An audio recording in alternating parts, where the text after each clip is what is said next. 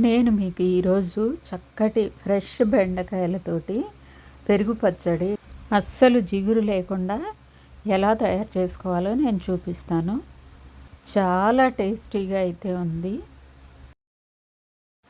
అందరికీ నమస్కారం. నేను మీ అన్నపూర్ణ. అమ్మ చేతి రుచులకు స్వాగతం. ముందుగా చక్కగా లేతగా ఉన్న బెండకాయల్ని శుభ్రంగా కడిగి ఇలా తడి లేకుండా గుడ్డతో కానీ పేపర్తో కానీ తుడుచుకొని ఇలా ముక్కలు కట్ చేసుకోవాలి. ఇలా కట్ చేసుకున్న ముక్కల్ని డీప్ ఫ్రై చేసుకోవాలి. మరీ ఎక్కువ మంట మీద చేస్తే మాడిపోయినట్టు అవుతాయి. అలా కాకుండా చక్కగా ఫ్రై అయ్యేటట్టు చేసుకోవాలి. ఆ ముక్కల్ని తీసి పక్కన పెట్టుకొని ఇప్పుడు మనం పోపు రెడీ చేసుకుందాము.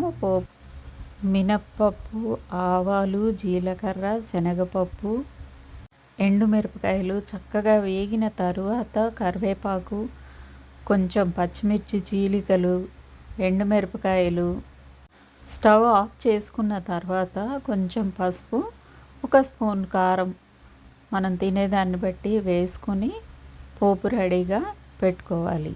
ఒక బౌల్లో నేను హాఫ్ బౌల్ వరకు తీసుకున్నాను పెరుగు.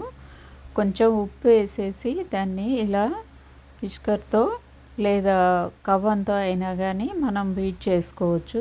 క్రీమ్ లాగా అయ్యేటట్టు బీట్ చేసుకొని రెడీగా పెట్టుకోవాలి. ఇప్పుడు పోపు మొత్తం పూర్తిగా చల్లగా అయిపోవాలండి. మనం వేయించి పెట్టుకున్న ముక్కలు కూడా చల్లగా అవ్వాలి. వాటిని వేడి మీద కలపకూడదు. వేడి మీద కలిపితే పెరుగు విరిగినట్టు అవుతుంది అన్నమాట.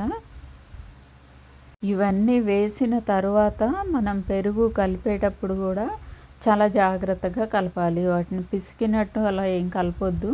మామూలు జెంటిల్గా కలిపితే సరిపోతుంది. ఇలా కలిపి పెట్టుకున్న దాన్ని ఒక 5 నిమిషాలు మనం పక్కన పెట్టేసి తర్వాత మనం సర్వ్ చేసుకుంటే సరిపోతుంది. చాలా టేస్టీగా ఉంటుంది. ఇదైతే ఒకసారి తప్పనిసరిగా మీరు ట్రై చేయండి. ఎప్పుడు ఒకే రకంగా ఫ్రై, కూర అలా కాకుండా ఇలా పెరుగు పచ్చడి కూడా చేసుకుని తింటే చాలా వెరైటీగా ఉంటుంది. టేస్టీగా కూడా ఉంది. ఇలా పెరుగు వేసి చేసాం కాబట్టి గ్రేవీ లాగా ఉంది కాబట్టి చపాతీల్లో కూడా ఇది బాగానే ఉంటుంది. అన్నంలో కూడా చాలా బాగుంటుంది. ఈ వీడియో మీకు నచ్చినట్టయితే లైక్ చేయండి. ఈరోజు అమ్మ చెప్పిన చిట్కా, నిమ్మకాయ సగం కట్ చేసింది మిగిలితే దాన్ని మూత ఉన్న డబ్బాలో పెట్టి ఫ్రిడ్జ్లో పెట్టుకోవచ్చు. కొత్తిమీర తాజాగా ఉండాలంటే తడిగుడ్డలో చుట్టి ఫ్రిడ్జ్లో పెట్టుకుంటే చాలా ఫ్రెష్గా ఉంటుంది.